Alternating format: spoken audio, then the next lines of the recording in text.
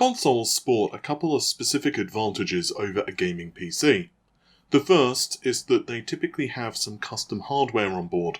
For example, the next-gen consoles have custom hardware blocks to decompress data from the SSD. But perhaps the biggest strength of consoles is that the hardware is fixed. So in other words, if you were to buy a PS4 on the closing months of this generation, in terms of the basic hardware capabilities, it is consistent. Sure, there may be some slight revisions to the cooling of the console, they may shrink the APU so it's a little bit more power efficient, but the specifications, the memory bandwidth, the amount of RAM, the clock frequencies, and so on are consistent. There are a couple of caveats. For example, Microsoft released the Xbox One S, which was a minor revision hardware-wise over the base Xbox One, which launched back in 2013. This system sported a slight increase in clock frequency for the GPU, but perhaps the biggest deal was the ability to support high dynamic range, HDR. And then of course we have the Pro machines from both Microsoft and Sony, the Xbox One X and the PlayStation 4 Pro respectively. So this brings us to a video I've been wanting to make for some time now.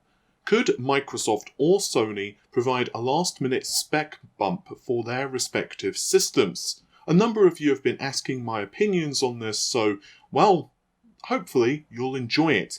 If you did enjoy the video, of course, make sure to leave a like on the video because it's YouTube land, and also be sure to subscribe to the channel if you've not already done so.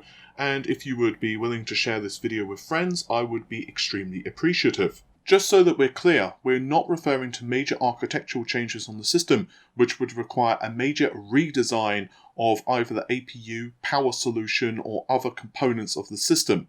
So for example, an additional 4 CPU cores won't suddenly be added to the APU, and Sony won't add another 4 NAND chips for the SSD to increase it to 16 total.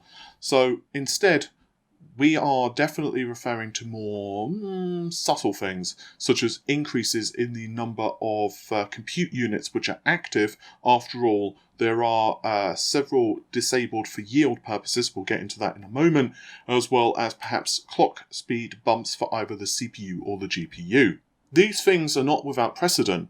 The last generation, both Sony and Microsoft bumped the specs last minute for their respective systems. Sony doubled the amount of memory on board for the PS4 from 4GB to 8GB, and Microsoft increased the frequency for both the GPU and CPU for the Xbox One. But, well, is this possible moving into the next generation? Well, there are several things that we need to take into consideration, so let's jump in. The concept of yields is pretty easy to understand, at least the basics. It's the number of working dies which you can get from a wafer. The more dies which you can get from the wafer is obviously better, because it means you have more supply, so you reduce chip shortages, or in the case of consoles, means that you won't have a limited supply so customers don't have to worry about getting their system on pre-order, and also it means that it's cheaper to produce the chips as well. Hitting yields requires, well, a few things. These criteria include clock frequency, i.e. can the chips hit the target clocks, and also if there's issues with defective CPU or GPU cores.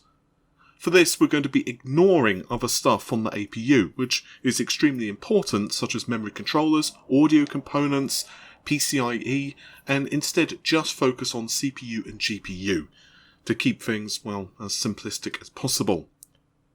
The consoles have 36 and 52 CU active, but the key word is active. There are more actually present on the die itself, but Sony and Microsoft have disabled them for the purposes of yields. The PlayStation 5 has 40 compute units on the GPU block, whereas Microsoft have 56 compute units on the Xbox Series X. By the way, this is the same strategy that both companies used in the previous generation, with compute units being disabled for the PS4 and the Xbox One as well. So, with this design, up to 4 compute units on either console's GPU can fail or not function without needing to throw away that silicon. As we target higher clock frequencies and more active CU on the GPU, this would naturally reduce the number of overall dies that either Sony or Microsoft can expect from a wafer, thus increasing cost. There are other factors as well to consider. Heat and power. Microsoft and Sony have gone on record and said that their consoles are quiet under load.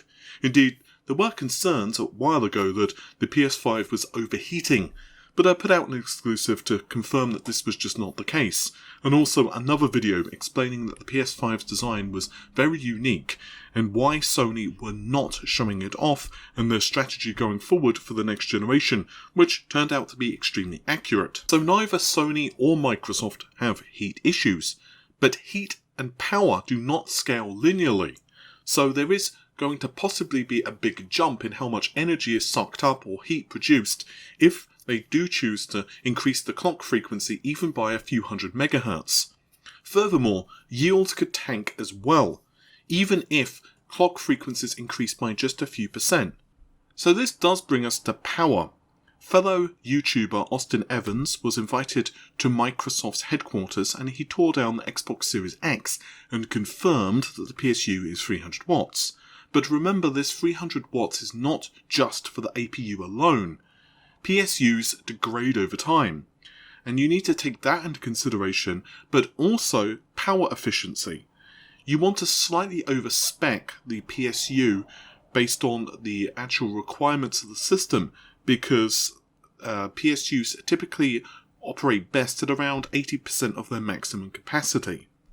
So there are other components to run, such as SSDs, Blu-ray drives, any USB devices that you've plugged in. So yes, if you're charging your cell phone, of course, from your console, well, Microsoft need to take that into consideration. There's also RAM and other components on board eating up the power. Consoles also have power constraints because of guidelines around the world. These are for environmental concerns, and I'll link an EU document I found which really does a great job of breaking down this information. But there are also requirements for North America and other parts of the world too. Long story short, Sony, Microsoft and Nintendo have all pledged to not have consoles which eat like 600 watts on the dashboard, and there's different criteria for different tasks, and also different classes of console, i.e. a 720p console is going to have more stringent requirements compared to a 4K console. In fact, Sony themselves have commented that efficiency for the PS5 in terms of power consumption was going to be a really big deal as well. So what does all of this mean? Long story short, well, apparently yields are better than expected for both the Xbox Series X and PS5, at least that's what I've been told by a few people, and this is having Microsoft and Sony think things through. A possibility is having a higher number of compute units active. I don't think it'll be the full set, such as 40 for the PS5, but let's say 38 for the PS5 or 54 for the Xbox Series X, or potentially higher clock frequency.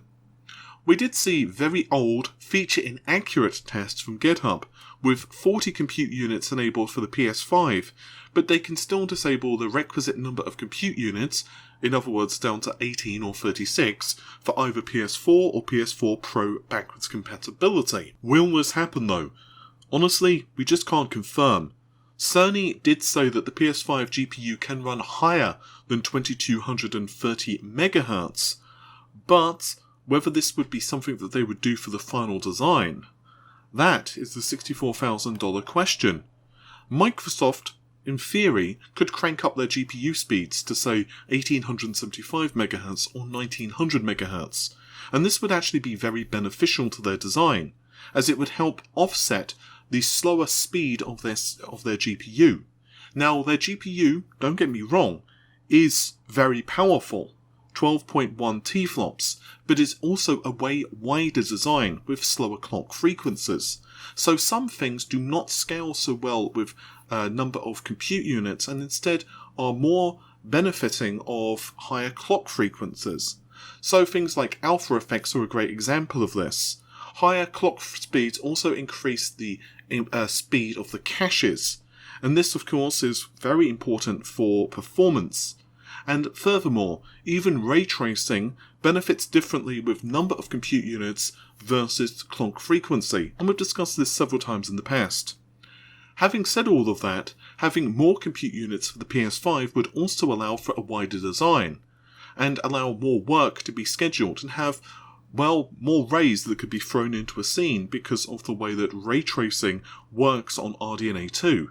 And this would also mean more texture mapping units could be enabled, since each compute unit have 4 TMU.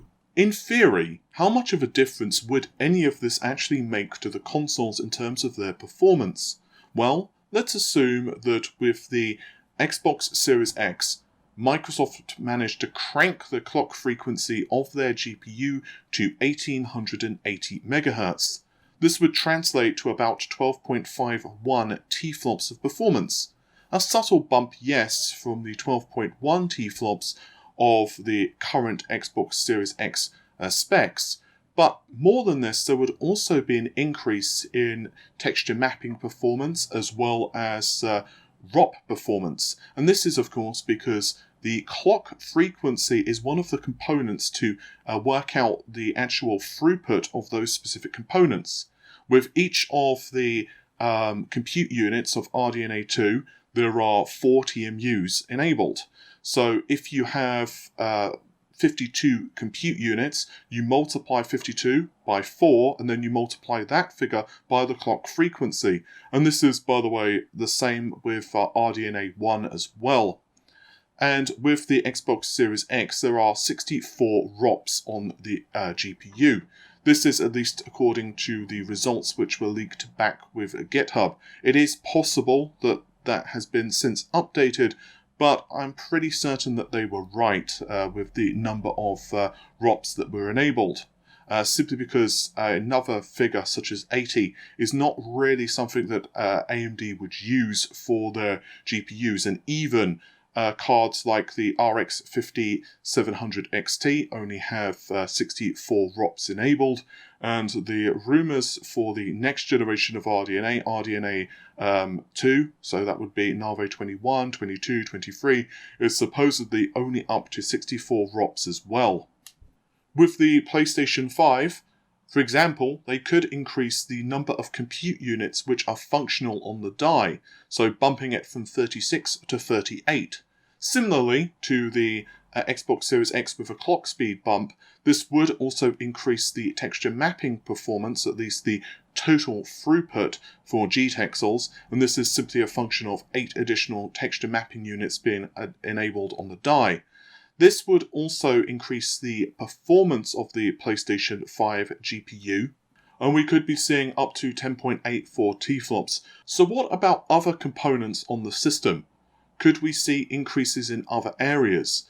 Well, a possibility would be memory bandwidth. The PS5, of course, has 448 gigabytes per second of bandwidth, and theoretically, Sony could just plonk in faster memory modules.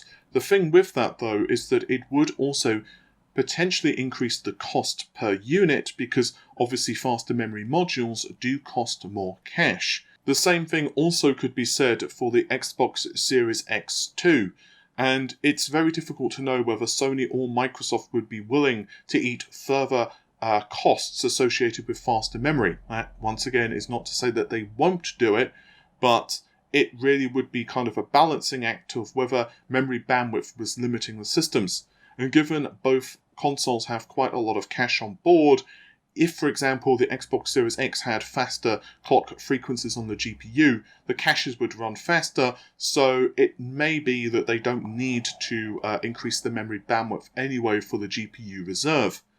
And as for the CPU, well, I don't have access to a development kit and haven't been running benchmarks on the systems, but if I had to guess, given both the PlayStation 5 and the Xbox Series X have dedicated hardware to offload decompression of data from the SSD, and of course also dedicated audio blocks, which means that the CPUs are no longer responsible for those duties, and that really ate up a ton of CPU performance with the last generation.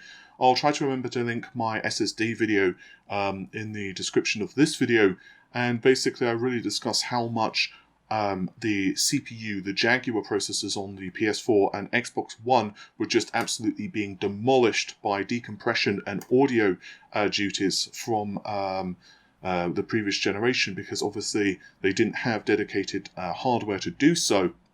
I think that the CPU is probably going to be a lower priority than the GPU, particularly given hardware-based ray tracing and other effects, which are really going to hammer the compute performance of the GPUs, is probably going to be at the forefront of this next generation. To be very clear, I don't want you to take this as a definite that the specs are going to be bumped for the Xbox Series X or even Lockhart, assuming, technically speaking, we don't officially know what the specs are of Lockhart, or the PlayStation 5. However, I am hearing from multiple people, including a couple of pretty good sources, that the yields for the APUs on both the Xbox and PlayStation are actually better than either company originally anticipated. So increasing the clock frequencies or increasing the number of active compute units would be one way to maximize that. On the other hand, given the concerns of the costs of the next-gen system, it may just be that Sony and Microsoft are happy to save that money and just have higher yields in general. If we remember what happened with the Xbox One, we saw that the clock frequencies of the CPU and GPU were both increased. And indeed, this was shown in a leak of the Xbox One's SDK. And we can see that, well, the bump in clock frequency didn't happen until much later, closer to the release of the console, meaning that developers likely were not aware of the spec bumps at the start, and only internally Sony or Microsoft would possibly have been made familiar with the decisions before they actually appeared in the SDK. So what do I think? Is there going to be a spec bump? Considering what I'm hearing about high yields, well, there's definitely hope. There are obstacles right now, and those include price. Even a small decrease in yields can increase price, and while a few bucks here or there, it doesn't sound much, given Microsoft are willing to lose money per console. But think of it this way. If you're manufacturing 5 or 10 million consoles for a launch window, even if that price increase is just a few dollars from a tiny increase in defective dies, that's potentially millions more the company will have to take a hit on. Then again, longer term, production costs of hardware come down, and given developers, the very best platform is very important. The Xbox Series X and PlayStation 5 will be the flagship products for both companies for several years to come, at least until the Pro consoles launch. Final thing, but we've also seen Edinburgh and Count for the Xbox OS. Now, these, of course, are not entirely different consoles to what we see with like Anaconda and Lockhart, also known as Xbox Series X and Xbox Series S. Instead, they are most likely revisions, possibly close to or even final hardware of those systems. Unfortunately, what we don't know is whether the clock frequencies or other components of the system have changed, but it is possible that this is the case. After all, as we saw earlier, the Xbox One development kit, as you can see through the revision and history, the clock frequencies didn't bump until almost the very last minute, very close to the official launch of the system. And given that we are still waiting, of course, for the consoles to launch, it is possible that developers will have access to higher performance. Basically, what the bottom line is, at least in my opinion, the final mass-produced retail consoles could still have a clock speed bump. I honestly would not be surprised if the consoles did have a clock speed bump or a slight difference in the specifications, but also don't bank on it. Don't think that it's a given, just think that it's a pretty likely possibility. I also want to close out by saying that neither console technically needs a bump. Both the Xbox Series X and PlayStation 5 are trying to do slightly different things with their designs, but both consoles are very powerful in their own rights. However, with that said, Sony and Microsoft know that this generation is going to be sticking around for a while, and it's going to also be something that the developers are going to want to maximize the performance, especially in a couple of years' time. So giving developers access to the most performance possible just makes sense. But with all of that said, hopefully you've enjoyed the video. As I said at the beginning, if you did, then be sure to subscribe and give the video a like. And I'll see you soon. Take care. Thanks very much for watching. Bye for now.